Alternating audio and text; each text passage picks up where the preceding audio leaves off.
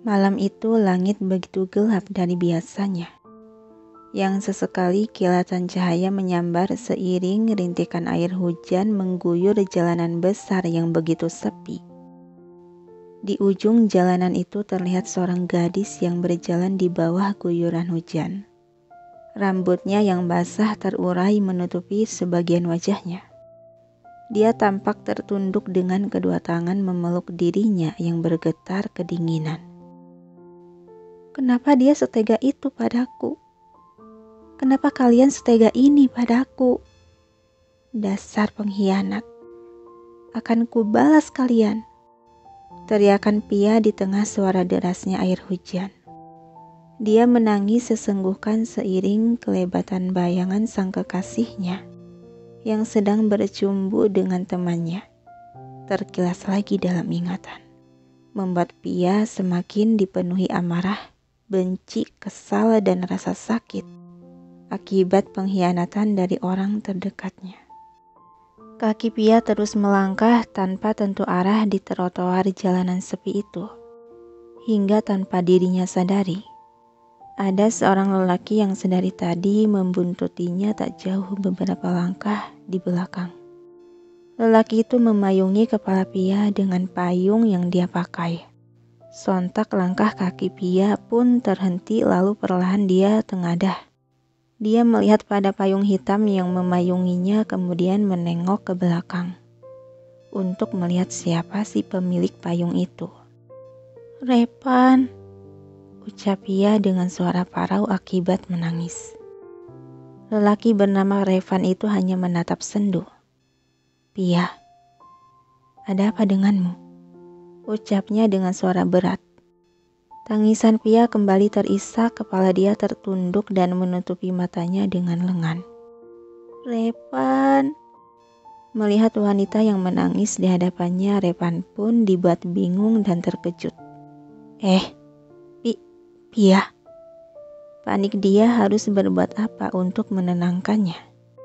Pia menangis sejadinya di hadapan lelaki yang sebagai sahabatnya itu. Hela napas pelan Revan mencoba menguasai keterkejutannya. Baiklah, kamu bisa ceritakan nanti padaku. Sekarang sebaiknya kita mencari tempat berteduh dulu, kata Revan sembari menarik sebelah tangan gadis itu. "Benar katamu," ucap Pia menghentikan pergerakan langkahnya. Revan melirik gadis yang masih tertunduk sesenggukan itu untuk menunggu kelanjutan cerita. "Hari ini kita berjanji untuk dinner di restoran tempat pertama kali kita bertemu. Tapi saat aku sampai di sana, aku melihat Rio bersama Selin." Pia sudah tak sanggup meneruskan bercerita tatkala bayangan sang kekasih yang sedang berselingkuh berputar lagi dalam ingatan. Revan yang ikut merasakan sedih melihat sahabatnya yang menangis. Segera dia menarik gadis itu ke dalam pelukannya, sehingga payung yang sedari dia pegang terjatuh dan mereka berdua pun basah kuyup di bawah derasnya air hujan. "Kamu benar, Pan. Selama ini mereka berselingkuh di belakangku," ucap Pia tersendat oleh tangisannya. Dia mencengkram baju bagian depan Revan sekuat-kuatnya untuk menumpahkan segala perasaan sakit, kecewa, marah, dan kesal yang dirasa. Sementara Revan hanya bisa terdiam dan memeluk gadis itu seerat mungkin. Ada seringaian tipis di sudut bibirnya yang tak terlihat. Melihat hujan masih belum reda juga, Revan mengajak Pia untuk ke apartemennya. Karena memang jarak ke tempatnya itu lebih dekat dibanding apartemen Pia. Dan begitu sampai di apartemen, Pia masih saja menangis sedih dan puas menceritakan semua kekesalan sakit hatinya. Dan selang beberapa lama akhirnya Pia pun tertidur lelap di atas sofa. Itu pun setelah berganti pakaian. Revan dengan setianya menemani gadis itu dengan duduk di sebelahnya. Dia terus memandangi wajah cantik Pia dan tanpa sadar tangannya terulur menyentuh lembut sisi wajah gadis itu. Kenapa kau membuang air matamu untuk bajingan itu? Ini sungguh menyakitiku. Ucap Revan dengan tatapan dalam tersirat kesedihan. Suara getaran dari benda persegi di atas meja mengalihkan perhatian. Revan melirik pada benda persegi berwarna silver itu dan meraihnya. Melihat nama yang tertera di layar, seketika mata Revan menajam seiring seringaian tipis terulas di sudut bibirnya. Dia berjalan menjauh dari sofa sembari menempelkan ponsel ke telinga. Pia, kumohon, kamu sudah salah paham. Aku akan menjelaskan semuanya. Sekarang kamu ada di mana?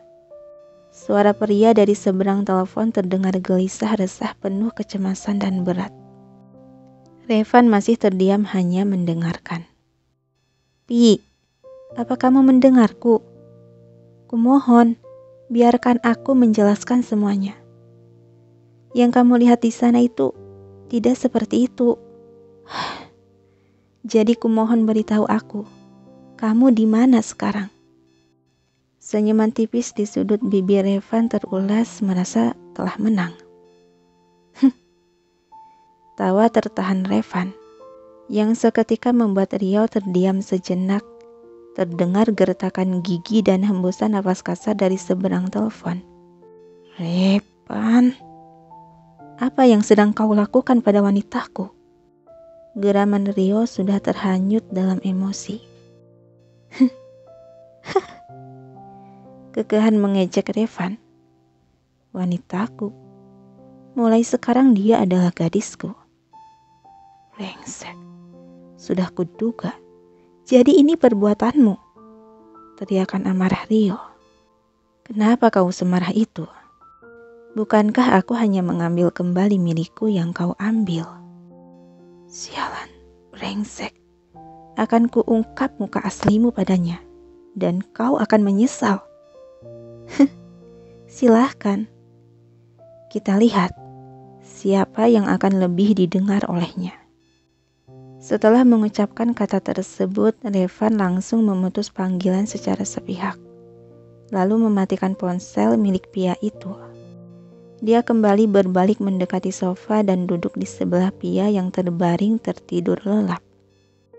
Kali ini, aku tidak akan membiarkanmu lepas lagi dari genggamanku, Pi. Gumam pelan Revan sembari mengusap pelan sisi wajah Pia.